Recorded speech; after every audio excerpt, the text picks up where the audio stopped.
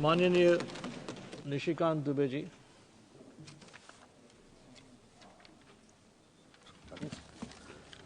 धन्यवाद सभापति महोदय। माननीय स्पीकर साहब ने एक डायरेक्शन दिया 115(1) में और ये कहा सभापति महोदय लीडर ऑफ द अपोजिशन को कि जब आप कोई चीज बोल रहे हैं तो उसको ऑथेंटिकेट करिए।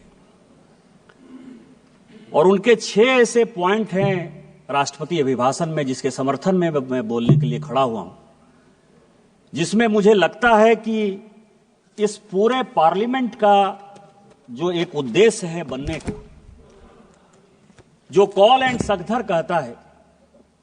सगदर कहता है कि लीडर ऑफ द अपोजिशन वैसा होना चाहिए जिसको पार्लियामेंट्री स्किल के बारे में, रूल के बारे में, कंट्री के बारे में, देश के प्रधानमंत्री के बारे में, देश की स्वतंत्रता के बारे में, सॉवरेनिटी के बारे में पूरी जानकारी होनी चाहिए। और मैं बड़े ही दुखी मन से यह बात बोलने जा रहा हूं कि वर्षों बाद ये चौथा मेरा टर्म है। इस चौथे टर्म में मुझे पहली बार एक ऐसा लीडर ऑफ द अपोजिशन दिखाई दे रहा है जो दुनिया में भारत कैसे कमजोर हो, देश के कैसे टुकड़े हो, किस तरह की विदेशी ताकतों के साथ मिलकर यहां की सोसाइटी को बरगलाया जाए, गलत बयानी किया जाए। और इस पार्लियामेंट में 105 जो हमको मिला हुआ अधिकार आर्टिकल 105 में फ्री एंड फेयर डिस्कशन का, उस फोरम का मिसयूज करके पूरे देश को गुमराह किया जाए। इसीलिए आपके माध्यम से मेरा विपक्ष के नेता पर आरोप भी है और उनको चैलेंज भी है और आपसे आग्रह भी है सभापति महोदय कि मैं जितनी बातें कह रहा हूं उस सबको मैं ऑथेंटिकेट करूंगा। और यदि राहुल गांधी जी में, लीडर ऑफ द अपोजिशन में हिम्मत है तो वो सारी बातों को ऑथेंटिकेट करें, नहीं तो वो फ्लोर ऑफ द हाउस इस्तीफा दें। सबसे पहला सवाल, उन्होंने 6 ऐसे पॉइंट के, मैं 6 विषय पर जो है आपके सामने और पूरे देश को ये बताना चाहता हूं। सबसे पहले उन्होंने कहा कि this phone is not made in India, this phone is assembled in India. और ऐसे करके जो है उन्होंने फोन दिखाया सर, ये फोन ऐसे दिखाया सर। अब आप समझिए सर, अपने दिल से जानिए पराये दिल का हाल। कांग्रेस ने इस देश को किस तरह से विदेशियों के हाथ गिरवी रख दिया, ये मैं कहानी बताना चाहता हूं। ये मैं पेपर लेकर आया हूं सभापति महोदय। ये ITA 1 जब चिदंबरम इस देश के वित्त मंत्री थे, चिदंबरम जी इस देश के कॉमर्स मिनिस्टर थे, 96-97 में इंटरनेशनल टेलीकॉम एग्रीमेंट ITA 1, ये पूरे देश को जानने का सवाल है। ITA 1 में उस वक्त केवल 14 कंट्री सिग्नेटरी थे। पूरी दुनिया में 195 कंट्री है। चाइना उस सिग्नेटरी नहीं था, उसका पार्ट नहीं था। लेकिन इस देश को बेचने के लिए जो सॉफ्टवेयर, हार्डवेयर, इलेक्ट्रॉनिक्स, टॉयज, ये सब जो पूरी दुनिया में बनाते थे मैन्युफैक्चरर, यूरोपियन यूनियन के दबाव में इस सरकार ने और उस तत्कालीन वित्त मंत्री ने पैसे लेकर उस एग्रीमेंट को साइन कर लिया। और क्या साइन कर लिया ITA 1? कहा कि कोई भी कंपोनेंट आप लेकर आ जाओ, कोई भी कंपोनेंट हार्डवेयर का, इलेक्ट्रॉनिक का, टॉय का, कोई भी लेकर आ जाओ, 0% ड्यूटी लगेगी, 0% ड्यूटी। और जब आप वो एग्रीमेंट साइन कर लिए, धीरे धीरे करके सभी चीजों पर 0% ड्यूटी हो गई। टॉय पर हम नंबर 1 हुआ करते थे, खिलौने सभी चाइनीज आ गए। जो ये मोबाइल है, ये मोबाइल चाइनीज आ गया, इसके जो इक्विपमेंट है वो चाइनीज आ गए। आपने जब देश को बेच दिया, संजोग से ये पीयूष गोयल जी आ गए, कॉमर्स मिनिस्टर हैं, तो रोपा पेड़ बबूल का आम कहां से हो? आपने देश को बेच दिया, गिरवी रख दिया। 2014 के बाद जब इस देश में माननीय प्रधानमंत्री बने, उन्होंने कहा मेक इन इंडिया को आगे करेंगे, हमारे देश में मैन्युफैक्चरिंग सेक्टर आगे जाएगा। सारी टेलीकॉम कंपनियों को उन्होंने कहा आज तो असेंबलिंग हो रही है, और पीयूष गोयल जी मुझसे ज्यादा बोलेंगे कि 2015 में जब ITA 2 आया कि इसको साइन करना है, तो माननीय पीयूष गोयल जी ने जाकर, इस सरकार ने जाकर माननीय प्रधानमंत्री जी के आदेश पर ITA 2 का सदस्य आज तक हम नहीं बने। और यही कारण है कि हम आज इस मोबाइल के नंबर 1 मैन्युफैक्चरर हैं। आप ऑथेंटिकेट करो। आप AI की बात कर रहे हो, आप प्रधानमंत्री को मैन्युफैक्चरिंग समझा रहे हो, प्रोडक्शन समझा रहे हो, कंज्यूमर समझा रहे हो। आपने जो देश को गिरवी रखा, आपने जो देश को बेचा, यदि आपके पास प्रमाण है कि माननीय प्रधानमंत्री जी ने यहां के मैन्युफैक्चरिंग सेक्टर को नहीं बढ़ाया, चाइना को उन्होंने बैन नहीं किया, आज चाइना को कंपटीशन यदि हम नहीं दे रहे हैं, तो आप ऑथेंटिकेट करो, नहीं तो आप देश से माफी मांगो कि आपने माननीय प्रधानमंत्री जी के इमेज को खराब किया। दूसरा बॉर्डर का सवाल है। फिर मैं कहूंगा सर, मैं कई एक किताब कोट करके आया। उन्होंने कहा बॉर्डर में चाइना जो है लेके चला गया। वैसे राजीव रंजन सिंह जी मुझे बहुत कह रहे थे कि चौकीदार वाला बात कहा और सुप्रीम कोर्ट के जजमेंट से जो है भाग गया। ऐसे ही भगौड़ा है, झूठ बोलने की आदत है, कभी झूठ बोल दिया और कहीं दबाव आ गया तो वापस चले जाते हैं। लेकिन इस देश के बॉर्डर और सैनिकों के लिए बहुत इंपॉर्टेंट बात है। क्या बात कहा उन्होंने सर?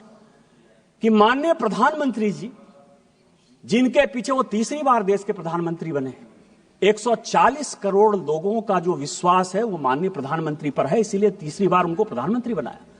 दुनिया के फोरम पर जब वो जाते हैं तो आज दुनिया में चाहे रूस यूक्रेन वार हो रहा हो, चाहे यूरोपियन यूनियन में परेशानी हो रही हो, चाहे इजराइल में परेशानी हो रही हो, फिलिस्तीन में परेशानी हो रही हो, पूरी दुनिया भारत की तरफ देखती है। लेकिन ये किसने पैदा किया? मैं लेकर आया हूं सर आचार्य कृपलानी। सभी को जानने वाला सवाल है। आचार्य कृपलानी कांग्रेस के बड़े नेता थे। उनकी वाइफ सुचेता कृपलानी जो है उत्तर प्रदेश की मुख्यमंत्री भी बनी। कांग्रेस पार्टी से आचार्य कृपलानी ने इस्तीफा क्यों दिया? यह देश को जानने वाला सवाल है। जब पंचशील के समझौते पर, हिंदी चीनी भाई भाई के नाम पर, जब नेहरू ने पंचशील एग्रीमेंट साइन करने का विचार किया तो आचार्य कृपलानी ने कांग्रेस में उनका विरोध किया। उन्होंने कहा आप देश को बेच रहे हो, आप तिब्बत को उसके साथ जाने के लिए मजबूर कर रहे हो, आप हमारे ऊपर एक दुश्मन को पैदा कर रहे हो और यह चलने वाला नहीं है और एक दिन चाइना हमारे ऊपर अटैक करेगा। इस गांधी परिवार ने नेहरू जी के नेतृत्व में आचार्य कृपलानी को ही कांग्रेस से बाहर कर दिया।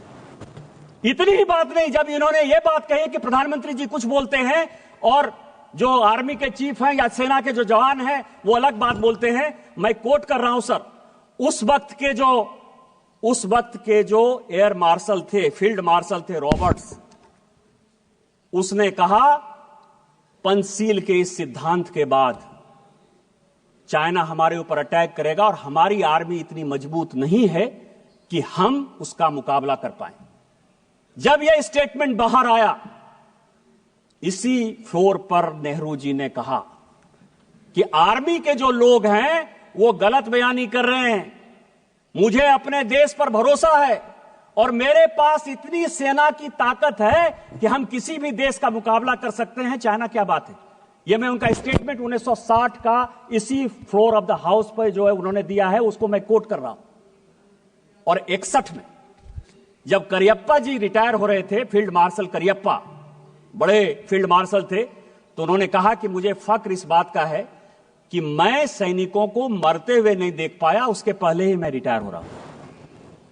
और जो 62 में हुआ यह पूरी दुनिया जानती। और उसके बाद क्या हुआ? लगातार हम चाइना के साथ बॉर्डर डिस्प्यूट में लगे हुए हैं। और मैं एक पेपर लेकर आया हूं सर कि 1981 में राहुल गांधी जी की दादी इंदिरा गांधी जी ने एक एग्रीमेंट साइन किया और उस एग्रीमेंट को साइन किया उस वक्त के चाइना के जो वित्त मंत्री थे, फॉरेन मिनिस्टर थे, आर्मी डिफेंस मिनिस्टर थे, हुआंग हुआ और इंदिरा गांधी के बीच में 1981 में समझौता हुआ। 1981 से लेकर 1987 तक जब इनके पिताजी भी बन गए इस देश के प्रधानमंत्री, 8 बार चाइना के साथ बायलैटरल हमने जमीन के लिए, बॉर्डर के लिए लगातार मीटिंग की, जो फेल हुआ। यदि चाइना ने नेहरू जी के समय जमीन नहीं लिया था तो इंदिरा गांधी ने वो कमेटी क्यों बनाई? राजीव गांधी ने वो कमेटी क्यों बनाई? 8 बार आपने उसकी 81 से लेकर 87 तक मीटिंग क्यों की? आप चाइना को पूरा का पूरा अक्साई चीन से लेकर पाकिस्तान जो आपने बनाया उस पर नहीं जाता। आपने सेना को घुसने दिया, आप लद्दाख तक पहुंच गए, आप अरुणाचल तक पहुंच गए, आपने तिब्बत को देकर हमारे माथे पर चाइना को बैठा दिया। आज माननीय प्रधानमंत्री जी के कारण एक बॉर्डर का डिस्प्यूट रिजॉल्व होता हुआ नजर आ रहा है। माननीय जयशंकर जी ने यही बयान दिया कि वो हमारे साथ बायलैटरल टॉक में है और जहां जो लाइन ऑफ एक्चुअल कंट्रोल था वहां पर दोनों सेना चली गई है। इस प्रधानमंत्री जी के जिस मजबूती के कारण चाइना आज पूरी दुनिया में परेशान नजर आ रहा है, आप जो है उस प्रधानमंत्री जी को प्रेज करने के बदले, पूरे देश में उनकी वाहवाही करने के बदले अपने चाहे नेहरू का समस्या हो, चाहे इंदिरा जी का समस्या हो, चाहे राजीव गांधी का समस्या हो, उस समस्या को जो है चूंकि आप रिजॉल्व नहीं कर पाए, आपने चाइना को माथे पर बैठा दिया। आज माननीय प्रधानमंत्री जी उसको रिजॉल्व कर देंगे तो आपका सारा विषय खत्म हो जाएगा, क्योंकि चाइना के साथ आपका एग्रीमेंट है। चाइनीज कम्युनिस्ट पार्टी के साथ कांग्रेस पार्टी ने क्या एग्रीमेंट किया है आज तक पूरी दुनिया को नहीं पता है। तो चाइना के एजेंट के तौर पर जो आप बैठे हुए हो, इस कारण से माननीय प्रधानमंत्री जी को बदनाम करने के लिए, देश को गुमराह करने के लिए बात कर रहे हो। आप on the floor of the house माफी मांगो और ऑथेंटिकेट करो इन चीजों को।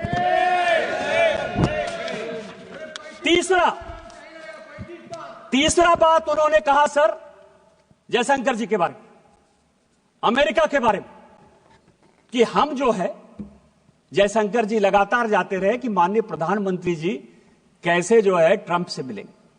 आर्टिफिशियल इंटेलिजेंस की बात करते हो, कंप्यूटर की बात के 100वां साल जो है हम लोग अटल जी का बना रहे हैं। आपने अटल जी को भी कोट किया, मैं उनका बयान लेकर आ रहा हूं। उन्होंने क्या कहा सर? उन्होंने यह कहा कि कंप्यूटर का कोई बहुत बड़ा प्रभाव हमारे समाज में नहीं पड़ेगा। यही छोटा सा स्टेटमेंट है, यही उन्होंने भी कहा। फैक्ट है, कंप्यूटर का क्या इंपैक्ट पड़ा हमारे समाज में।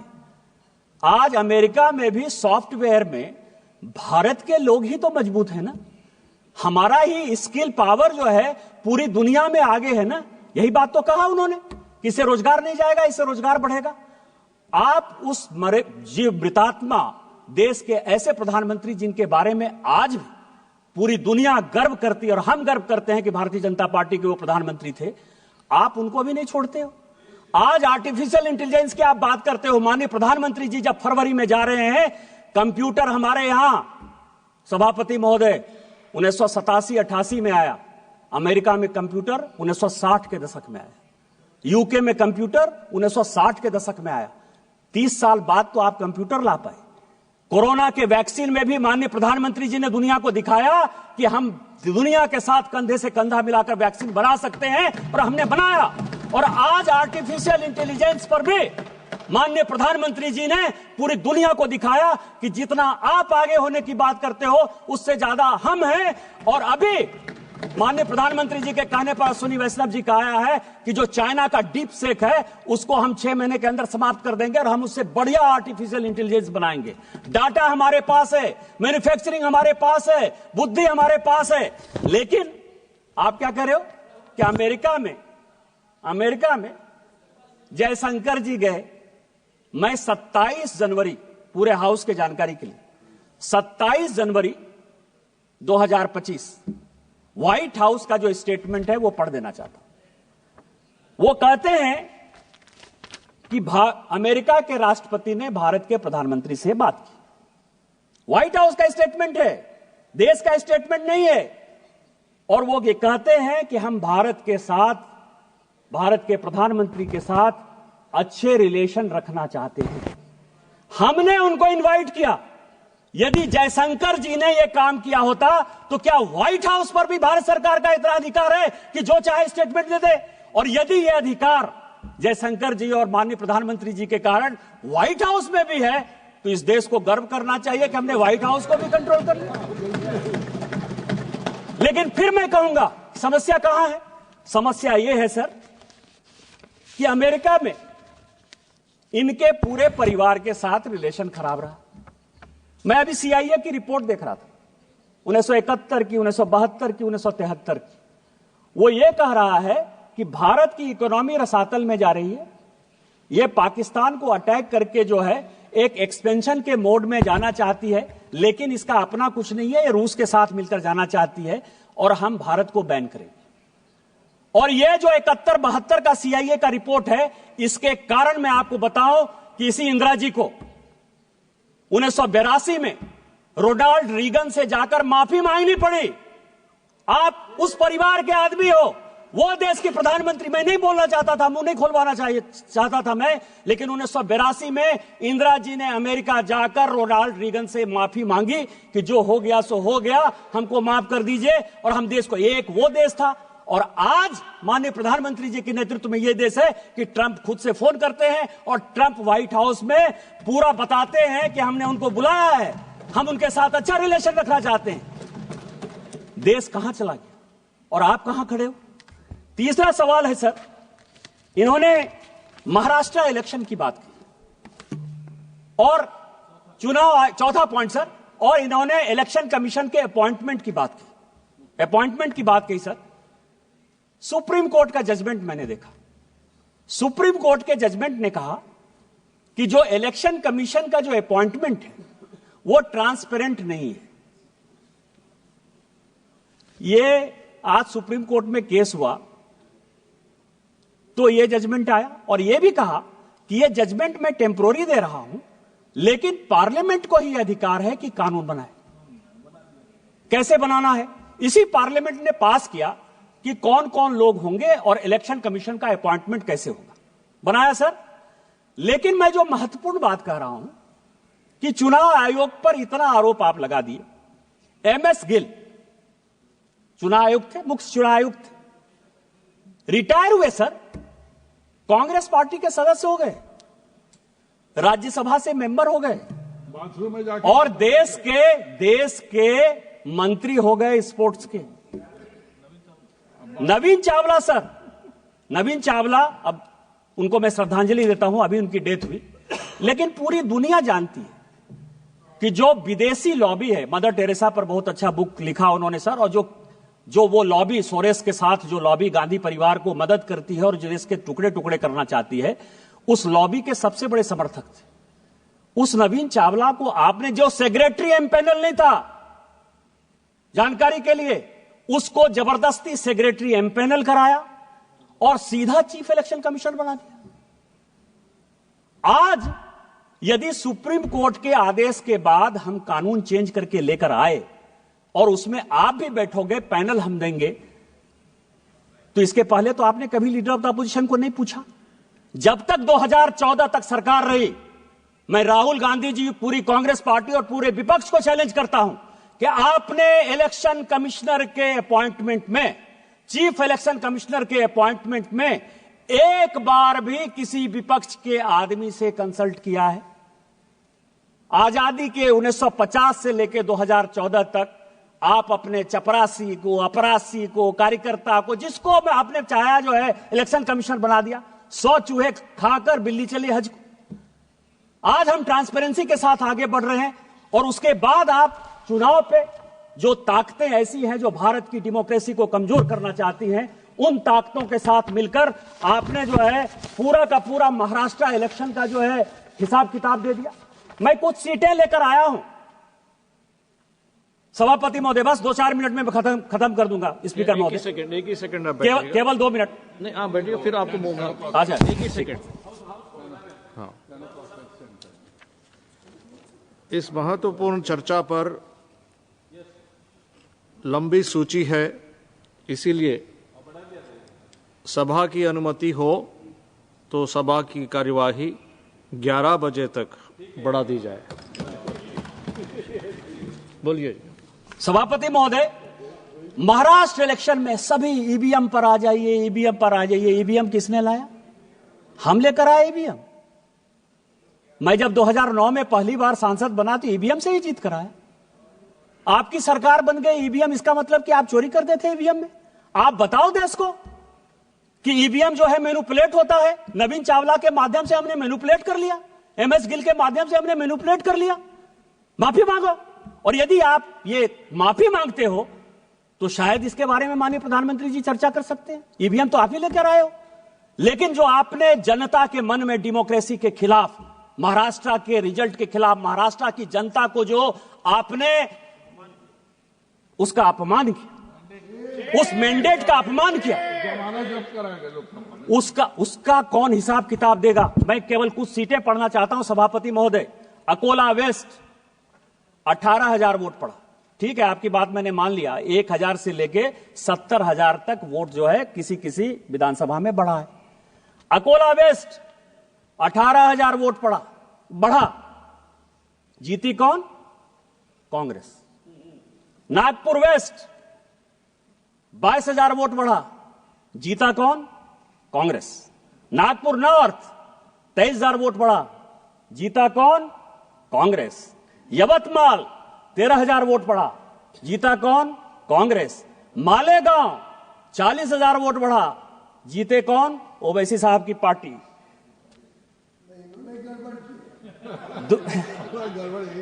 धानुआ 17,000 वोट बढ़ा, सीपीएम। भिवंडी 40,000 वोट बढ़ा, समाजवादी पार्टी। और मुंबई नॉर्थ 41,000 वोट बढ़ा, NCP Sharad Pawar. Kindly conclude sir. आप ये समझें, ये विधानसभा वाइज सभी पॉलिटिकल पार्टी चुनाव जीती है सर। आप किस तरह की बातें करते हो? हम लोकसभा में वहां कम सीटें लाए तो उछलने लगे कि जनता आपके खिलाफ है। और आज जो है, हम जब जीत गए तो आप जो है जनता को गुमराह कर रहे हो इस डेमोक्रेसी के खिलाफ, इलेक्शन कमीशन के खिलाफ। और जो टुकड़े टुकड़े गैंग के आप सरदार हो, उस टुकड़े टुकड़े गैंग में इस देश को टुकड़े टुकड़े करने की जो साजिश है वो आप कर रहे हो। आप ऑथेंटिकेट करो कि आपने जो है गलती की और आप जो है गलत बात बोल रहे हो। इसके बाद सर लास्ट पॉइंट एक और बस अंतिम पॉइंट सर,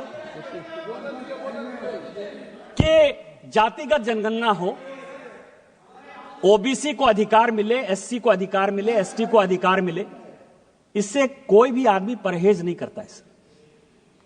उस तेलंगाना का ही जो जनगणना आया है हाउस के लिए, 54% पर जो माननीय प्रधानमंत्री जी ने यहां कहा, और यह देश को जानने वाला सवाल है, खासकर पिछड़ों को और अति पिछड़ों को जानने का सवाल है। इस देश में 27% रिजर्वेशन इसलिए मिला है कि ओबीसी का पॉपुलेशन 54%। आज जो तेलंगाना की रिपोर्ट आई, जो आपका भी राज्य बगल का पड़ोसी राज्य है सर, वो कह रहा है कि 46% ओबीसी। क्या होगा? और उसमें क्या कर रहे हैं? वो मुसलमानों को जोड़ दे रहे हैं। ओबीसी में वो मुसलमानों को जोड़ रहे हैं।